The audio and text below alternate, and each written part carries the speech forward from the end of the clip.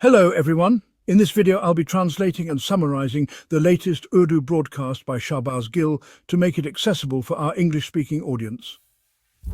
Let's go through the key developments and insights in Shahbaz Gill's words. Among today's most important news stories, the top one is from India, where an unfortunate Air India aircraft has crashed. This aircraft was flying from Sardar Vallabhbhai Patel International Airport in Ahmedabad and was headed to London Gateway Airport. There were 242 people on board, 230 passengers and 12 crew members. When the plane crashed, 241 out of the 242 people on board lost their lives. Only one passenger survived. As I mentioned, this flight departed from Ahmedabad and was bound for London. It had been airborne for just about 32 seconds when it crashed very close to the airport, just after takeoff from the runway. It was a large aircraft, a Boeing 787 Dreamliner. This specific model is known for its safety, and there haven't been many previous incidents involving it. Unfortunately, this plane crashed into a civilian area. Some of the space was vacant, but part of it included a doctor's hostel. It is reported that 30 to 35 people on the ground also died. So, 241 people on board and about 30 to 35 on the ground make a total death toll of around 270 to 280. Among the deceased was the former Chief Minister of Gujarat, who reportedly served between 2016 and 2021. This is indeed a tragedy, but there was also a miraculous survival. The sole survivor was seated in seat 11A. He is a British passenger named Vishwas Kumar Ramesh. He is hospitalized but survived because when the aircraft crashed, he broke a window and jumped out. While the plane was engulfed in flames, he walked out alive, the only survivor out of the total casualties on board and on the ground. There were 169 Indian passengers, 53 British passengers, 7 Portuguese, and 1 Canadian passenger. More details may emerge, but so far, this is the official information shared by Indian authorities. I'm not an aviation expert, but based on what I've read, this might have been caused by engine failure or faulty calibration of the wings or flaps. The pilot had almost no chance to correct the error. It all happened too fast. As I showed in the video, the plane crashed only 32 seconds after takeoff. I've seen some people, unfortunately even from the Sikh community, sharing opinions or even celebrating. I don't understand such cruelty. These were human lives lost. One example is Vijay Rupani, former Chief Minister of Gujarat, who died in this crash. Another was Syed Anayat Ali, who came from London to India with 8 family members to celebrate Eid. All of them perished. A particularly heartbreaking story came from Parthik Joshi, who had been living in London for 6 years. He wanted to bring his wife, Dr. Komi, and their 3 children to live with him. She was a doctor working in India. They had been working on the visa process for a long time, and just 2 days ago she got the visa. She resigned from her job, and together with her husband and 3 kids, they clicked a family selfie this morning and sent it to their relatives, excited to start a new chapter in life. Little did they know the flight would crash just 32 seconds after takeoff. Air India is currently owned by the Tata Group, which has announced compensation of 1 crore rupees to the families of those who died and free medical treatment for the injured. The Indian aviation sector is honestly going through a very rough time. 5 of their aircraft were lost in wartime and many helicopters and planes have been crashing. This particular crash from Ahmedabad involving the Boeing 787 Dreamliner is very significant. We've made a detailed English documentary vlog about this incident. Please do watch it. We've discussed in depth what's happening in India, why so many planes are crashing, whether there's a lack of accountability or safety if cheap airlines are compromising on maintenance, and what threats lie ahead. India's air travel sector is growing exponentially, with a booming middle class eager to fly internationally. In this context, this is a very important topic to understand. India's fighter aircrafts are also crashing, not just in wars with Pakistan, but in peacetime too. We'll also share how many jets, helicopters and passenger planes have gone down. Pakistan has had incidents too, as you know. But when you look at India's record, it's shocking. There are serious concerns about their aviation systems. We've also shared this English documentary vlog on our WhatsApp channel. If you haven't joined it yet, we urge you to do so. The link will be displayed on the screen at the end of the vlog and in the comments and description. Next story from Kenya. In Kenya, a 31-year-old teacher and political commentator was killed by police. The reason? His criticism of the budget. He was picked up by police, taken to a remote station and killed there. You may remember how Arshad Sharif was also killed in Kenya by the police, clearly a setup, which had links back to Pakistan. The Kenyan police were used in that operation. So this isn't new for the Kenyan police. These kinds of killings keep happening, often for money or other motives. Awami, a 31-year-old Kenyan teacher and political vlogger, died on June 8th. For the past 3 days, there have been widespread public protests there. He was taken into custody because he had posted something on social media, on X, formerly Twitter, against the Deputy Inspector General.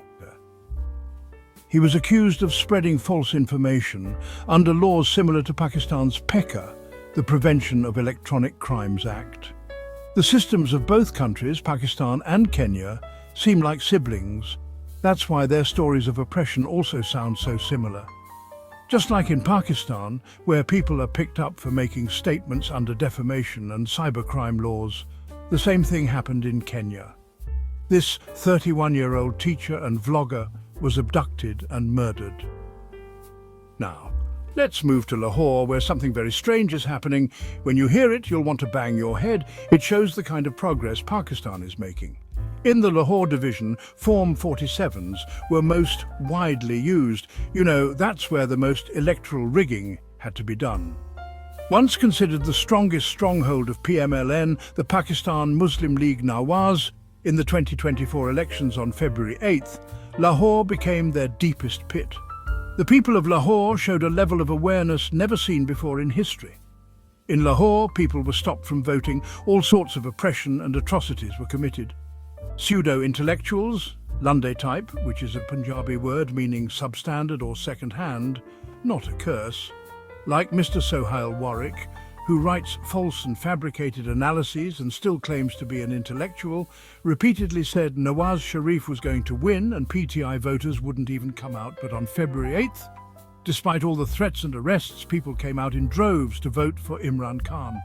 The entire nation deserves congratulations. You too deserve praise. It's another matter that your mandate was stolen afterward. But for the first time in 77 years, you dealt a big blow to figures like Chaudhry Nizamuddin and voted of your own free will. After this, the only option left was to implement Form 47s, fabricating results to ensure victory for those who were supposed to lose, like Mariam Nawaz, Nawaz Sharif, Shahbaz Sharif, Hamza Shahbaz, and even their lower-tier candidates. Now, something very interesting happened. A judge named Tanveer Sultan was appointed to the election tribunal that hears electoral rigging cases. He is the same judge who, in Bahawalpur, rejected the nomination papers of the most PTI candidates in all of Punjab. He is known to be pro-PMLN. Justice Shahzad Akbar, who briefly served as Chief Justice of Lahore High Court and gave some independent judgments, had removed Tanveer Sultan from the tribunal. You all saw what happened to Shahzad Akbar afterward. He was sent to the Supreme Court under dubious circumstances. Then came Justice Aliya Neelam to Lahore High Court, and from then on, verdicts have all gone in favour of Mariam Nawaz and Chaudhry Nizamuddin. It seems Justice Aliya Neelam is acting like a minister in Mariam Nawaz's cabinet, specifically the Minister of Lahore High Court. With all due respect, maybe she should be officially named as such. Since the matters are already political, giving her a cabinet title would also boost her public profile. After Justice Shehzad Malik was removed, Justice Tanveer Sultan was reappointed to the tribunal. Now he is hearing all the PMLN cases. He has done remarkable work. He has dismissed on technical grounds most of the PTI petitions challenging fraudulent Form 47 wins in Lahore. For instance, Yasir Gilani had submitted original Form 45s and was winning by 5,000 to 10,000 votes. Even according to the Election Commission of Pakistan's own uploaded data, he was ahead by 2,000 to 3,000 votes. But his opponent, Asma Bukhari's husband Sami, was declared the winner by 5,000 to 6,000 votes using a fake Form 47. Despite all the undeniable evidence, Judge Sultan rejected the case on the bizarre reasoning that the documents were not verified properly, claiming that the Oath Commissioner had not written that he personally knew Yasir Gilani. It's almost laughable. Might as well say Gilani's height disqualifies him from running, or that he's disqualified for being in PTI. Similarly, in NA 126, PMLN's Saif ul Maluk Kokar was declared the winner, and the PTI candidate Tawqir Abbas Kokar's petition was also rejected with the same absurd logic. There are many other such cases, all being handled by Justice Sultan Tanvir, and the pattern remains the same: dismissal without merit, using flimsy reasoning. Moving on to the next major development from the Middle East, it seems a major war is brewing.